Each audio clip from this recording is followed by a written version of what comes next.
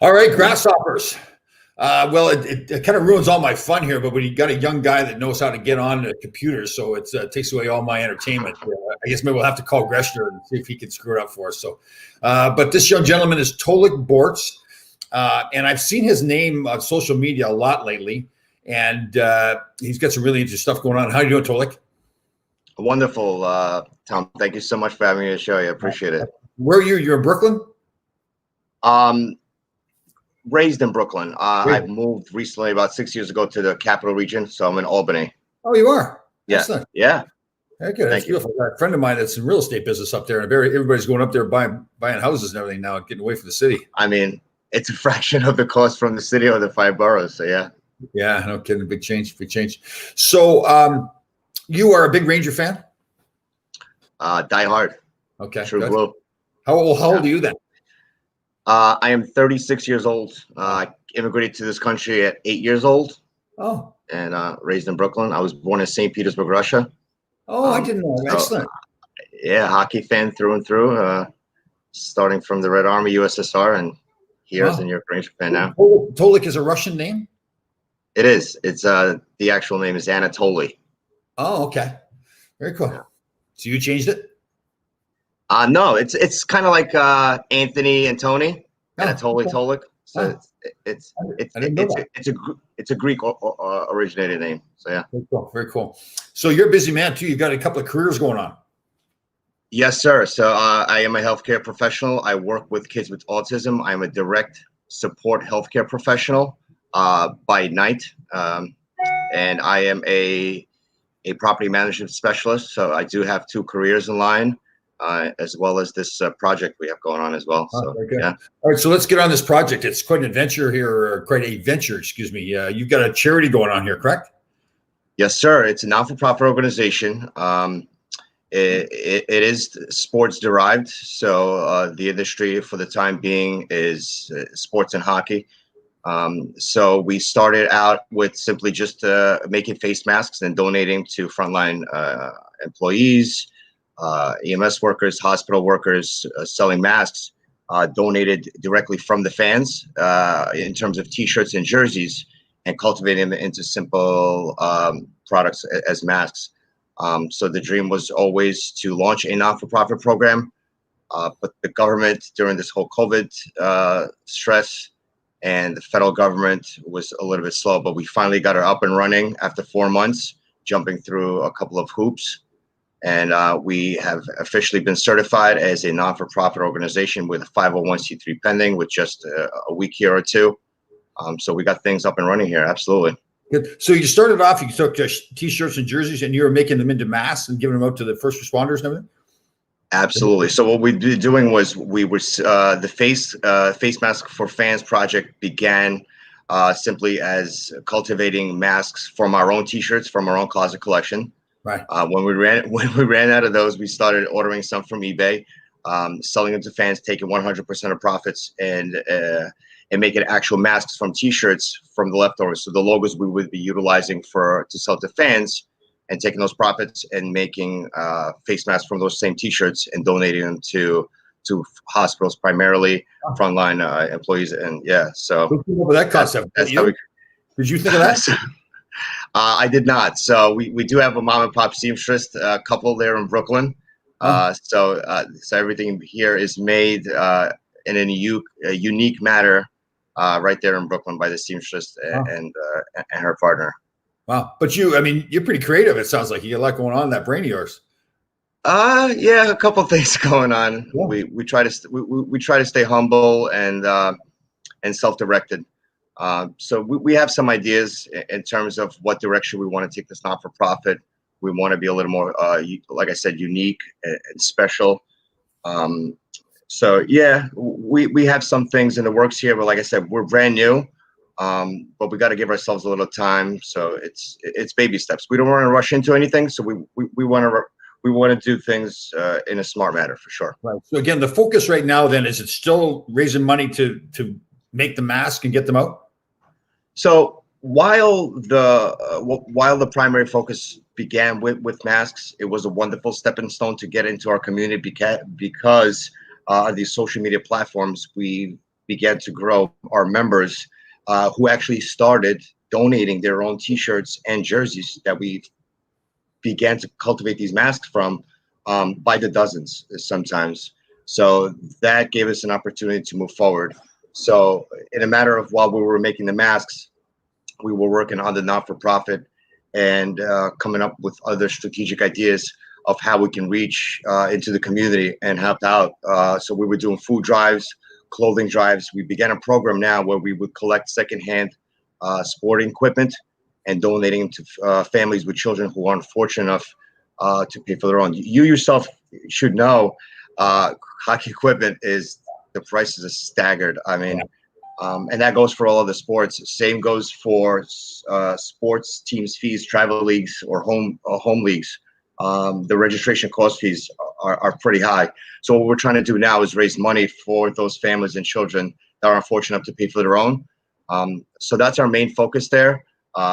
Humanitarian projects, educational projects, things we would like to contribute into the community with children that weren't fortunate enough. Right. I take some personal growth here as well, immigrating to this country and not being able to afford even a hockey stick or a jersey or a cap. So if a child is in love with a team or a sport, why not provide them with that equipment? Good. So I should hook you up. I have a good friend of mine, Noelle Delaco. We do some shows together. She started way back when she was just leaving college. She's got family and kids and all that now. She started a program where kids, underprivileged kids who couldn't afford a prom dress or a tuxedo for the prom, she was raising money to get, or having donations come in to get those outfits for the kids. So it's a similar kind of thing. Reaching out to those people that really can't afford to do the basics that we don't think about a lot of the time. A lot of people think, well, just going to play hockey, just buy equipment, but a lot of people can't afford that. So that's great. Yeah. And while we are starting with sports, I mean, it is the reasonable thing to do. We've started out as sports derived, but fine performing arts and music as well. It doesn't have to be necessarily sports related.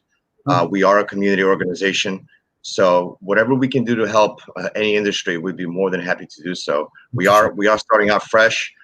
We formulated a few relationships already. We're working currently with Adam Graves. That's actually our first partner.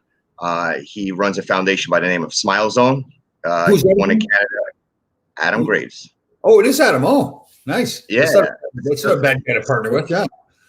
Absolutely. So what he does is he raises funds and helps to create Smile Zones, which hospital and medical center rooms for children, just to have a better atmosphere to see their primary care physician. So we're raising funds. 100% of the masks or any products we sell or any fundraisers we have, we've committed to raise $9,000, which is a high goal to begin with, but that 9 kind of made sense for us. So that's our goal. That's our primary goal now. That's our first project we're working on, to raise $9,000, and 100% of it would be donate directly to his foundation there. To his foundation. To his foundation, cool. Straight to him. Excellent, good job. Yeah, he's a good man to get with. Yes, not a bad person. If it's the one individual we wanted to partner up with, to link up with, to do anything with charity, everybody knows it's great. It's gravy. Yeah, he's got a great way about it. We do a lot of events together, and I'm obviously much older than he is, but I give him a hard time. When I first got to meet him, he didn't know me that well, and I'm a smart aleck. And we were sitting at I can't remember where, we're sitting at a table signing autographs. A bunch of people are coming by, and I said, it's really great to be sitting here watching him. I was a little kid watching him play all the time. And he's looking at me like, what? Like I was. And then he realized what I was doing, and he gives it back pretty good now. So yeah, he's a fantastic individual. We've had the opportunity to speak to him on the phone and video, on email. I mean, just down to earth, wonderful individual, pure-hearted, and the advice that he gives us, he selflessly steering in the right direction and educating us of what direction we should be headed and what we should be doing. So, I mean, I have no words for him. He's absolutely a splendid individual. You've definitely got your heart in the right place, yeah. But I'm obviously people that have been through it before, and learn from mistakes that happen along the way. But listen, even if even if you're not perfect in what you do, You'll learn from things. I do a lot of motivational speaking. I tell people all the time, you should never have some anticipation that you're going to be perfect at anything you do. Some of the greatest athletes in the world, Wayne Gretzky, always made mistakes, and people in business make mistakes. And it's just, I think the big thing is just understanding that you are not perfect. And once you make the mistake, just get up and get going again, learn from it and correct the mistake. So, yeah, I mean, they are life lessons. So I do 100% agree with you. Yes. Yeah, definitely. So did you play hockey as a kid then? I did. I played in Russia. I played here. I mean, we weren't fortunate enough to join leagues, but anything we could have done was pretty much open ice or roller hockey. I do have the opportunity now here in upstate to play for the Albany ice skate facility and Schenectady ice skate facility. I transitioned all my life. I was a natural forward. I am a goaltender now. So excellent. So Mike Richter and Lundqvist are my heroes, my idols. So I want to get back to Lundqvist and get your opinion on stuff. But what's the name of your charity? Ultranite? It is Ultranite, ALTRUNITE.com. Ultranite.com. So people want to make donations, they can go to ultranite.com and make a donation there? Absolutely. And you can see there is a bar, our goal. We actually finished those forums just the other day. It took us about 8 or 12 hours. If anybody thinks creating a website is easy peasy, it is absolutely not.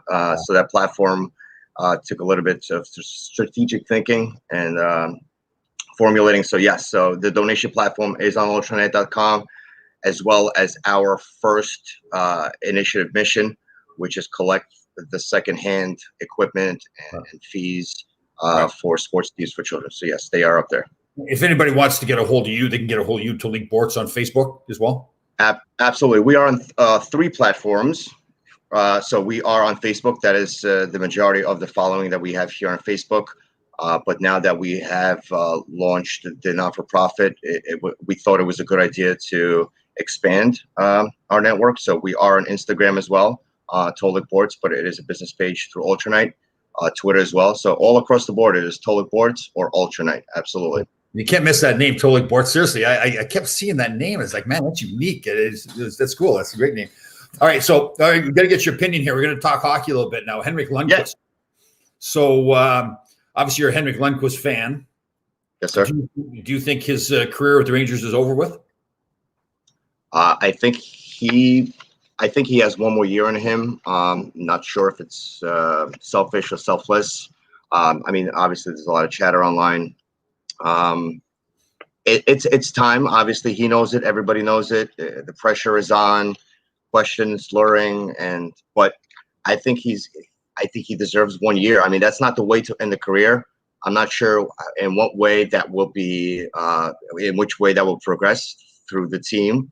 But he deserves 1 more year, a full season, whether it's a quarter of playtime, a half playtime, but a well-deserved farewell to any individual or an athlete is well-deserved to leave on the ice and not leaving like that. Well, he's been fantastic on and off the ice. He's been fantastic, ambassador, everything you'd want for. Like, if you own a sports franchise, you want Henrik Lundqvist. He's never done anything to remotely hurt the organization. He's been fantastic. I guess the question is, the management has come out and said that they're going to go with 2 goaltenders next year. There won't be 3. The concern, I guess, is obviously Shesterkin's not going anywhere, and Georgiev has proven to be a good young goaltender. So you trade him away to make it so that Henrik can play 1 more year. Then what do you do for a backup goaltender after that? I guess is a concern, but it's a tough one. It is, and I don't think even the management themselves know how they're going to go with this. I mean, I'm hoping that Henrik at least can sit on the bench or split 1 more season. It's very well deserved. I'm in question marks myself. Does he go back to Sweden to play with his brother? Does he remove his no trade clause here? They can always buy him out too. It is tough. I mean, you look at you mentioned Adam Graves, Brian Leach. Players, their numbers are up in the rafters, and they finished their careers other places too. So it's a tough part of the game. And I was fortunate in one way. When I was in LA, Wayne Gretzky got traded to LA. So every time you look and say, well, they can't do that. Yes, I say to myself, well, Wayne Gretzky got traded, so they can pretty much do anything they want. But you're right. It's how they handle it too. And by all appearances, I'm good friends with John Davidson, played with him. And and Jeff Gordon as well. And the Ranger organization, top to bottom, is really first class. So I think, it's a tough spot. I think they'll do everything they can to make sure that they do the right thing for Henrik. But they also have to take care of the organization too. I mean, they owe it to the fans. They owe it to the fans. They owe it to the rest of the team. So, all right. So, the team now. So didn't do too well in the up in the bubble there in Toronto. How'd you feel about that? Definitely did not. It's sad. It really was disappointing in a way. But to be quite honest, as much as your hopes are up and your expectations, I just didn't feel it. As soon as game one started, I knew they didn't bring it. They didn't have it. Yeah. It's just they just didn't have that momentum. They didn't have that spirit in them. There was no flow, no chemistry at all. So very disappointing. And as much as you love your team, you want them to do great, you could just see it on the ice that nothing was meshing. Yeah, it was disappointing, but what can you do? Yeah, and they're much better than they showed, and I think they know that too. It's a short sample size, when you got 3 games or whatever to play, and it doesn't work out for you. I mean, you could be randomly in the middle of a season and have a bad 3 games. That doesn't mean that's who you are as a team. That's just a bad 3 games. That's really what happened there. So no, I liked him a lot. Who's your favorite player on the team? Panarin, nice forward. So Artemi, yep. Absolutely. Number 10. You guys had a little leg kick. I can see you out there in the ice doing a little leg kick too. Yeah. Absolutely. Absolutely. I can do it as a goaltender. There you go. Yes. Yeah. The guy that has really impressed me is Zibanejad. The way he plays, I'm a big fan of Patrice Bergeron up in Boston. It's a 2-way game. He's smart and he's a leader and the work ethic and everything. And I'll tell you, Zibanejad, the way he was playing there near the end before the pause, I mean, he was right in that conversation to be that same kind of player too. So he's good. I like him a lot. All right, now, Absolutely. So the most important part of the team, the defenseman, the most important part of the team, no question. Who's your favorite defenseman? I would say Fox. Fox has really come out and shown who he is and what he can do, what he can bring to the organization. And to tell you the truth, it's just like you say, Zibanejad. He just came out, but I don't think necessarily Zibanejad would have been this wonderful player without having that chemistry on his team. Yeah. And I think Fox just brings that chemistry. He could play with a lot of random defensemen. That's what I see in him. So if you have a wonderful pairing on the ice and that chemistry as a defenseman, and you can read an defenseman's mind as well, where he's going, where he's going to be, passing the puck up, I think that's one of the most important aspects of the game. Starts from our defense. Without these men, there's absolutely nothing. So that chemistry, that Fox that I see in his eyes and his play and his confidence, it's going to be an important factor going into the many seasons to come. And I hope he stays with us. I can see why you like Zibanejad. You guys got the same hairdo. Yeah, the flow. Yeah, I used to have the flow. There's the flaw now. It's not the flow. It's a flaw. Yeah. So your friend Jennifer, your friend Jennifer Marie here questions whether what about the possibility of Hank getting into coaching? Well, I mean, the problem's going to be if it's with the Rangers and it's a goaltending coach. They got Benoit Allaire, who everybody in the world thinks he's the best goaltender coach there's ever been. So that's a tough one too. Maybe he goes back to Sweden and gets into coaching too. Here's my good friend too, and she's right here. We were touching on defensemen, and Susan Brooks, a big follower here. Lindgren is a beast. I love him too. That's more my style of player. I tell the story all the time when Herb Brooks coached us in the early 80s, and we had a meeting at the start of the year. I've told the story so many times and people are tired of hearing from it, but he was going around to the team and telling everybody what their roles were, and he'd get to me and he goes, Laidlaw, when you get the puck, give it to somebody else. You're not supposed to have it. And that's kind of the Lindgren kind of thing too, right? He's not out there to carry the puck coast to coast. He's out there to bang bodies, block shots, and get the puck up. And by the way, a very important aspect of the game as well. I mean, our game is not as tough as it used to be anymore. But those little shoves and pushes in the boards or open ice just to get a player off of their game. A very, very important aspect. Well, he's the kind of guy, as a player, when you before the game starts, you look at the roster and you think, okay, what's the game going to be like here? And he's that kind of guy, when you look down to see his name, you're going, oh God, I'm going to have to deal with him. It's not necessarily that you're scared of him, that he's going to, run you over all the time, but he's just like always in your face, and that's an important thing to have in your team too. So, all right. So one more time, you're Ultra Knight, right? ALTRUNITE.com. Yes, sir. And .com, ultranight.com. right, and they can get a hold of you at Facebook, Instagram, Twitter.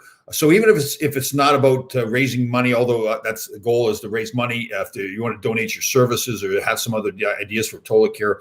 And again, it isn't. There's no specific. It's getting out in the community and helping whatever needs, whether it's sports, the arts, whatever it is. And you've got the great Adam Graves you're partnered with too, so that's good. Tell the old man when you see him that to where he's losing his eyesight too. Give him a hard time about that. Tell him, ask him. No. I want to stay in his good side for now. Yeah, you're right. Tell Tom or no, even better. Tell him Ron Greshner said, "I hear you're losing your eyesight."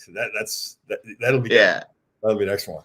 Good. Yeah. Well, listen, I admire you. You're a good young man. You've got a lot going on there with your personal life, with work and everything. Sounds like you got a family in the background too. There, did I hear some kids running around? I do. I have 3 boys. I have a dog. So I have a 15-year-old boy, I have a 9-year-old boy, and I have a 2-year-old boy. Wow. How old are you? I'm 36, sir. Oh, really? Good job. You're looking to keep yourself in shape and everything too. Good job. It's like good job. All right. So Ultranite, ALTRUNITE.com. You can see Tolik on Facebook, Instagram, and Twitter. You can give, but what's really important is though that every time you do something, you got to make sure you tease Adam Graves as much as possible if you're going to participate, right? Give him a hard time. Mention something about his eyesight or his age. We've got to pick on Adam. He's a good guy. He does wear a pair of eye-seeing glasses now, so yeah. Yeah, we played in these charity hockey games, and it's the first thing he said. And he shouldn't say it to me because, of course, once he says it to me, it's I'm going to ride that dog as much as I can. So good job. Well, seriously, great to meet you. I said, I've seen your name pop up a few times here. You got some great stuff going on. We'll have you on again and make sure we promote all this. And there's a lot of great things can be done here. So good job by you. Thank you so much. I really appreciate your time. It was an absolute pleasure to be here. My pleasure. Great to have you. You're a good man. Yes, sir. See you soon, guys.